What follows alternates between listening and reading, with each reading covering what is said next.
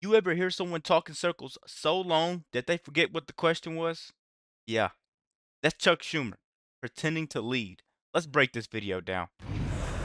And joining me now, Senate Minority Leader Chuck Schumer, Democrat of New York. Senator Schumer, Leader Schumer, thanks for joining us. The White House press secretary earlier today said that the president is not directly involved in any conversations to end the shutdown, but that some Republican senators are speaking with Democrats. What is the status of negotiations right now? Well, first, we received another blow when the House, Speaker Johnson, said the House isn't going to be in session next week. They seem to care more about protecting the Epstein files than protecting the American people and their health care. But even more outrageous is the fact that they're going home and they're getting paid. And what about the millions of federal workers who aren't getting paid? The people cleaning the cafeterias, the people in the air traffic control towers, the people who run the national parks. And it takes a lot of nerve for Johnson to tell the House to go home when they get paid and all these people don't. It also shows that it's Johnson who seems to be the main focal point of wanting a shutdown, because if you didn't want a shutdown, you'd come and stay and negotiate with us. That's what we've been asking them to do. Really quick, guys. What would you do if a kleptomaniac was trying to give you a class on why you shouldn't steal, or maybe a pyromaniac was trying to give you a fire safety class? That's what this sounds like when Chuck Schumer is telling us millions of people aren't getting paid while you sit in a million dollar office. These are the same exact people that have like a 90 to $130,000 salary, but somehow you have a net worth of 40 to 50 million. These are those the same exact people that are acting like they care about these federal workers that are losing out on money. I'm telling you guys, I always say it. The Democrats will distract you with this hand, and then they'll swing and hit you so hard with this one and knock you out every time. It never fails. And that's exactly what Chuck Schumer is doing. Here in the Senate, Jake, they tried the same play with the same result. They didn't have the votes. They didn't have the votes today.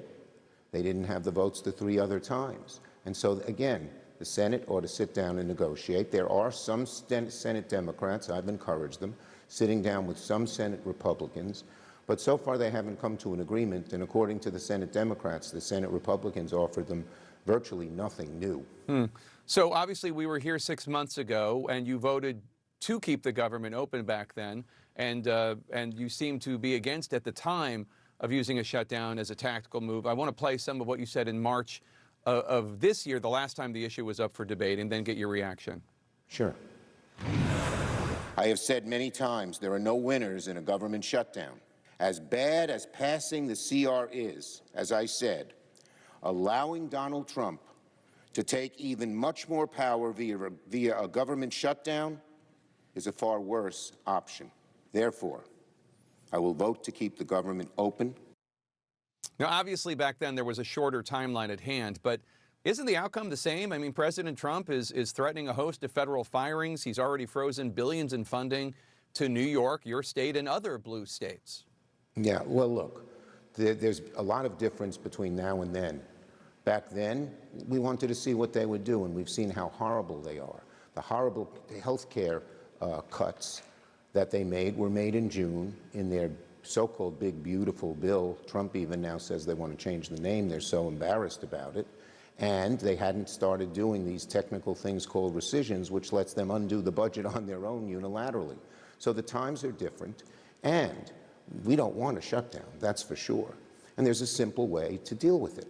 For the Republicans, we've been asking them for months to sit down and talk with us. They've refused and refused and refused. They should sit down and negotiate, and we can get something done for the American people. There are two issues here, the shutdown and helping the American people. Democrats feel we can avoid the shutdown and help the American people. The Republicans don't seem to want to do that. So Republicans are obviously, their talking point is that Democrats want to give health care to illegal immigrants. Now, the Trump administration, when I asked them, what are you talking about? They said they're referring to this section in the Democratic stopgap funding proposal. It would repeal the section of the One Big Beautiful Bill Act that addresses Medicaid, specifically one provision, reduced federal reimbursement for emergency Medicaid for hospitals. And some of that obviously goes to people who don't have insurance, including undocumented immigrants. And Jake, it's all a lot of bull. Not a single federal dollar, not a single federal dollar goes to undocumented immigrants, not for Medicare, not for Medicaid, not for ACA. Why are they making up this lie? It's a typical Republican thing. They don't want to talk about the pain the American people are in or are going to be in because of these cuts. You know, the average family, a couple of 55 years old who makes $85,000 will get a $25,000 a year cut. Imagine them sitting down at the kitchen table one night and saying, we're about to retire, we've worked hard our whole lives. How the hell are we going to afford $25,000, but how the hell are we going to live without health insurance? But that's what they're doing. It's cruel, it's mean, they're in a bubble. 24 million Americans will have their rates raised by close to $1,000, and they're going to start getting these notices in the next week or two.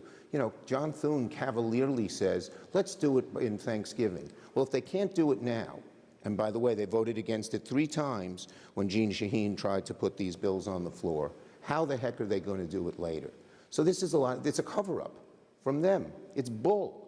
And that's because they're afraid to debate the issue because they know, listen to this, a new survey from, I think it is Kaiser Health, 79% of Americans want us to renew, to extend the health care premiums, the ACA premiums. 58% of Trump voters want it. So they know they're in a pickle. Now, one of the problems is they don't know where Trump is. You asked about Trump before. Yeah. When I was at the White House, Trump said different things, but seemed not to be aware of how bad this is. And you know, nobody reads the polls better than Donald Trump. He's going to see these polls. But are you disputing that the addition of the money, the emergency Medicaid money to hospitals, that none of that goes to undocumented immigrants? I mean, I thought it was no federal dollar is allowed by law to go to undocumented immigrants. It's been on that, and they just came up with this recently because they're afraid to talk about the merits. Oh, let me ask you, because this is just in, and I know you have to go. Hamas has just announced that it agrees to immediately enter negotiations for the release of hostages under President Trump's Gaza proposal, based on the exchange formula and providing the necessary conditions. Obviously, it's early yet when it comes to this, but it is some breaking news. What was your reaction to that news? Well, I've always said our goal should be to bring the hostages home and have a good ceasefire, a strong, lasting ceasefire. This proposal seems to be a step in the right direction, but we need 2 things. We need to see the details. I haven't seen them yet. And second, then Trump needs to get it done. He has a penchant for announcing things before they get done.